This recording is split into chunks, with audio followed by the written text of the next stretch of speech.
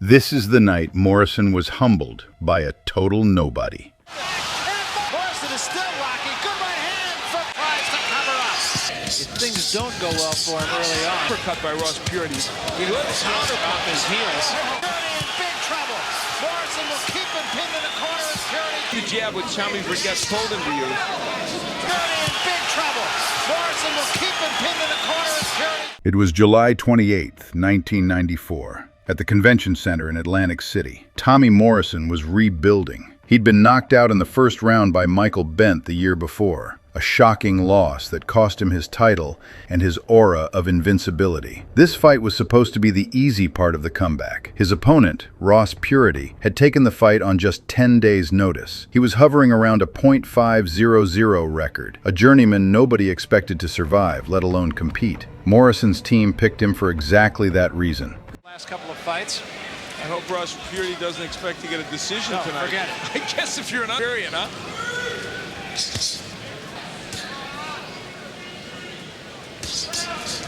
The knockout you might expect from Tommy Morrison.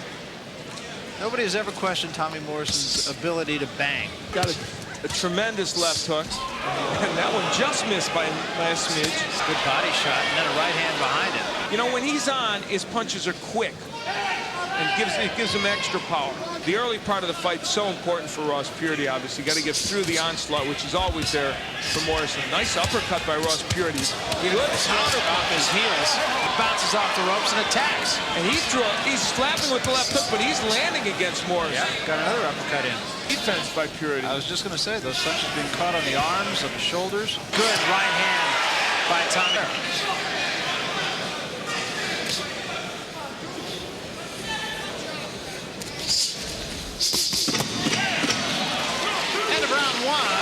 Puritty at least has gotten through the 3 minutes, and we'll be back. Round one opened exactly like Morrison's team had planned it. Him working behind his jab, finding range, treating Puritty like exactly the routine name they'd picked him to be. Ross Puritty did some work to get off the ropes, but it wasn't very effective. Pretty good round by and large for Tommy Morrison. You see Morrison pretty high connect percentage. Both got there with left hands that time. You know, it's interesting. Morrison is leaving himself open for the hook, but Puritty is not a big hooker. Hooked him right there. Yeah, that's another punch that we have seen Morrison hit with from time to time as he leans in. Puritty looks like he's looking to counterpunch. Morrison says, who, by the way, already has some blood from his nose. The left hand from Morrison. See, the hook of Puritty's getting it. That punch is really there for Puritty. Ross Puritty is keeping his mind on business. He is not awed by the punching power so far of Morrison. He's covering up well. He's countering pretty well. Morrison has a tendency, if things don't go well for him early on. Morrison doing the right thing by jabbing his way in, though. That's how he wants to make things start. He's just a heavy-handed puncher, Tommy Morrison. There's just no question about that, but he took a combination from Puritty. End of round two. Round two continued the same story. Morrison in charge, doing enough to win comfortably. Nothing yet to suggest the next several rounds would look any different.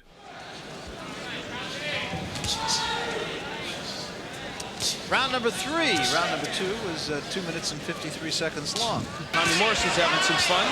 Not too much. He's taking a couple of shots from Ross Puritty right here. 3 good shots from Morrison. Back Puritty out. And he is ripping him with those bottles. Puritty in big trouble. Morrison will keep him pinned in the corner as Puritty tries to cover up. A big right hand. Puritty just can't get out of that corner. Remember Michael Bent? The left hook just landed on Morrison. Morrison has just spent himself. And Puritty does not appear to be shaken any longer. He was hurt, but now he is clear-eyed. How he stayed up after that one left hook, I will not know. Morrison just put his hands on his knees as if like a basketball player before he shoots a free throw, saying, I'm going to take a rest here. He could have been in. Nice combination. The right hook to the body and then to the head.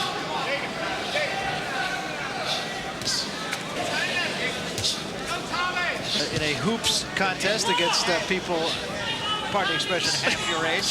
Pretty good youngsters playing basketball. That was a... Puritty winds up the round. By round three, this was shaping up to be the forgettable tune-up everyone expected. The kind of fight nobody would remember by the following week. For the cameraman there, huh? Oh, boy.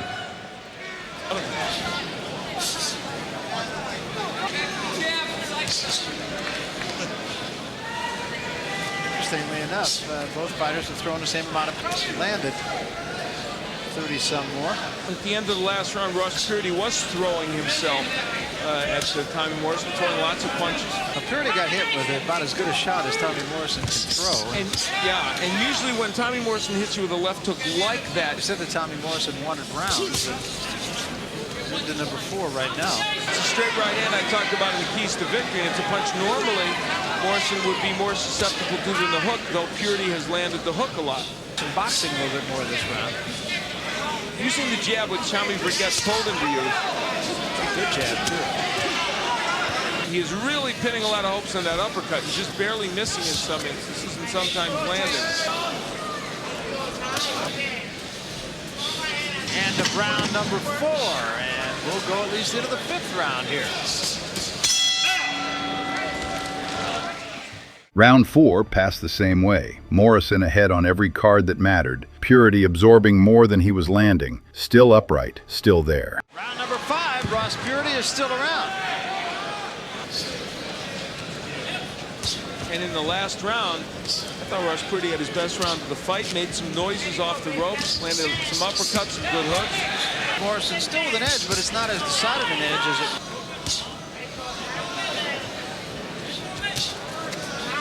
39-37 for Morrison on your card. Gave Puritty the left.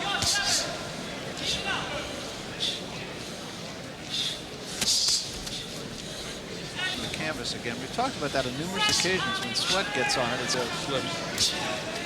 Puritty's starting to use the jab.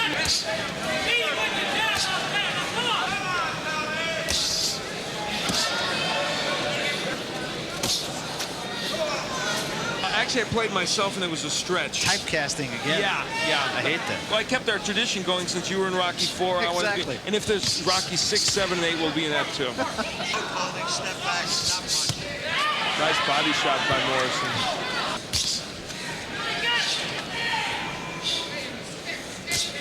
A round in which Morrison has not been as active as he was before. And I think the reason is, as you pointed out, that Puritty's jab has kept him outside. Got a mouse underneath the right eye, a bloody... Despite the fact he is winning the fight. End of 5. Round 5 ended with Morrison still fully in control. Nobody in that building had any real reason yet to think anything was about to change. Ross Puritty, the former UTEP minor. Played defensive tackle at about 270, now fights at about 242. That's interesting. Heavyweight fighters fall into the sort of the strong safety category amongst football. Good work by Puritty, but he took a right hand for his elbows. Now he hurt him, and Morrison is down. And now it is Ross Puritty's show. How many times have we seen that? Morrison is still rocking. Good right hand for Puritty. Morrison now in the corner, and another right hand, and another right hand by Puritty. And Morrison is still in trouble with 2 minutes to go in the round. It was the uppercut that did it. Slapping left hand, the right hand again. And Morrison's about to go again, and he jumps on him once more. The uppercut, and a right hand pushes Morrison into the ropes. Morrison doing a good job of holding on right now. Still a long way to go in round number 6, and Morrison still on wobbly legs, trying to fight back. What has Puritty got left? That's the other question you got to ask. Puritty is still looking for another uppercut. Back against Carla Tooth Williams after being hurt, knocked down twice. Now, Puritty found the uppercut, but I don't believe he's as strong with his left hand as he is with his right. No, absolutely. And that was why the right uppercut really hurt Morrison. Puritty is tired. He's puffing from all that. I'm not sure Tommy Morrison is still all there. Puritty's got nothing left to throw right now. They really let him off. 30 seconds left, 6th round. Somewhere Herbie Hyde is breathing at least a temporary gas. There was a right hand, but he took a left. And somehow Tommy Morrison has gotten through this 6th round.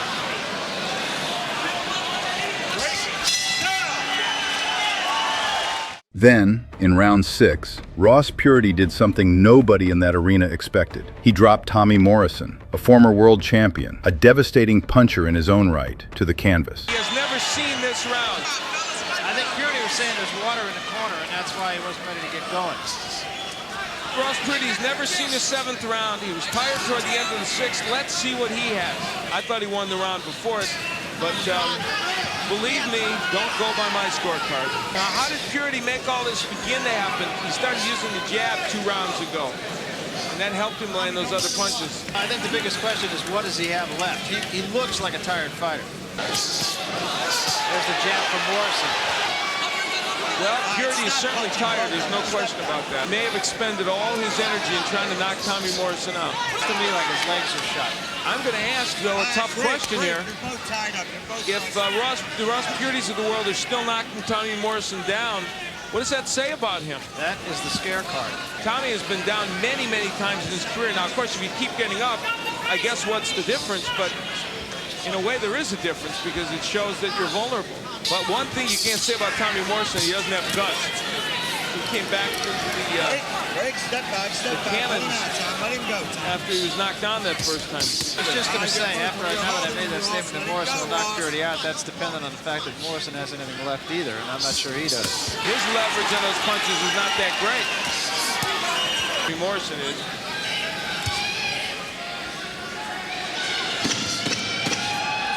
End of round number 7, and Morrison has righted things.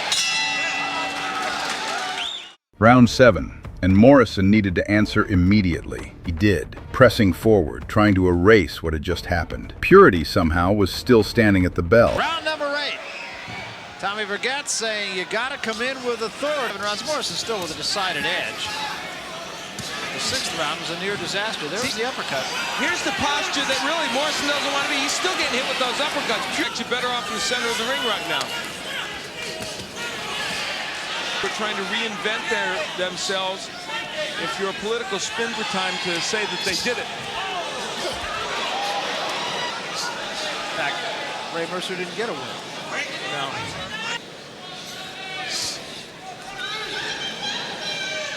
Puritty wasn't essentially a 6-round fighter, which he is. He would have a very good shot right now in making something big happen. Tommy Morrison, if he was concerned at all about looking past Ross Puritty, and he said absolutely about him. I've been one of those people that ability and power, 3rd and 4th and 5th chances.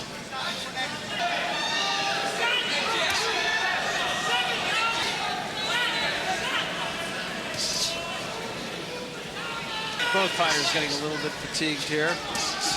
Puritty actually has more bounce in his legs now than he did 2 rounds ago.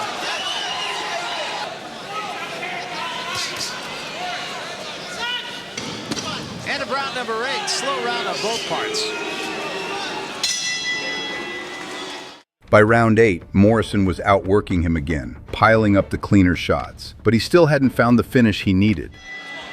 Barry Tompkins, Al Bernstein at Convention Hall here in Atlantic City. It has been an interesting night. As we mentioned at the beginning of the show, 2 familiar names fighting to get back in the picture. Now Tommy Morrison coming back after having been knocked down earlier in this bout, trying to get a decision against Ross Puritty. And he's boxing more effectively in this round. Except this is really not the posture Morrison wants to be in. And remember, there was a 2-point round in there in which Puritty knocked him down. When he boxed a little bit, a la the way he did against George Foreman a round or 2 ago, Morrison was effective in the center of the ring, and that's what he's doing now. He actually wants to make Puritty punch first now.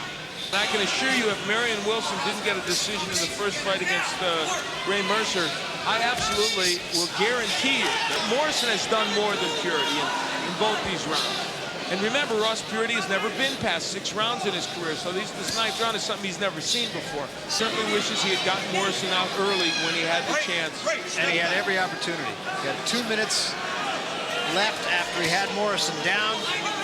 Back in the 6th round, and he just couldn't get it done. The crowd starting to get a little restless here with the non-activity. And we remind you that Tommy Morrison already has a fight planned against Herbie Hyde, the WBO champion, October 28th in Hong Kong. So a lot riding on him winning this fight. Herbie Hyde of course earned that shot. End of round number 9. Morrison wins this round also. Round 9 came and went the same way. Morrison ahead, Puritty tired. Both of them just one round away from finding out how this would actually end.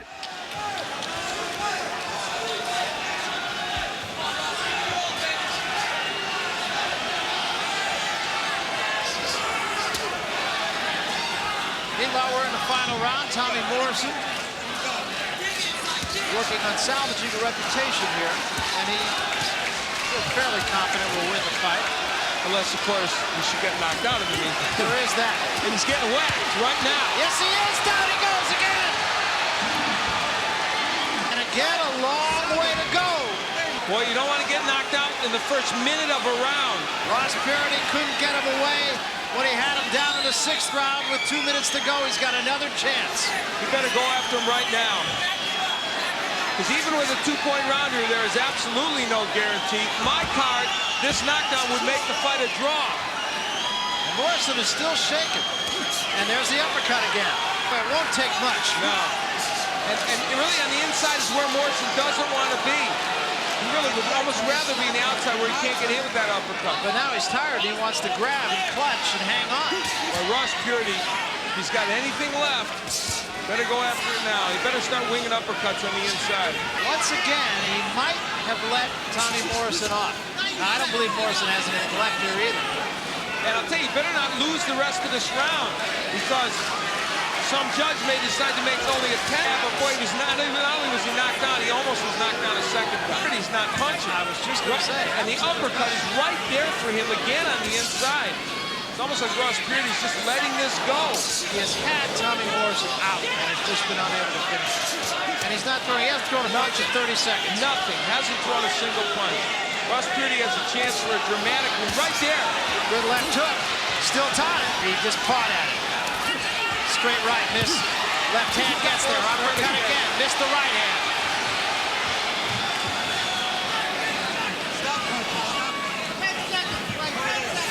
And now they'll take a timeout. Come on, let's go, baby. Well, in my mind, what happened right there gives Ross Puritty a 10-8 round. The scoring will be quite intriguing. Inside of 10 seconds left. Another big round for Puritty, but the question... When the scorecards were read, it was a split decision draw. It remains the only draw of Tommy Morrison's entire professional career. Not a win, not a loss, but a result nobody in that building had walked in expecting to even be possible. Here's the part almost nobody remembers. This wasn't Puritty's only famous night. 4 years later, in 1998, he was picked as a tune-up opponent for a young, undefeated Vladimir Klitschko, for exactly the same reason Morrison's team had picked him. He was supposed to be easy work. Puritty beat him too. 2 knockdowns of a former world champion, and a win over a future one. Ross Puritty was never a star, but twice, when the boxing world assumed he was there just to lose, he proved it wrong. Tommy Morrison would keep fighting, keep chasing another title shot, but this was the night everyone learned that even his comeback had no easy nights left.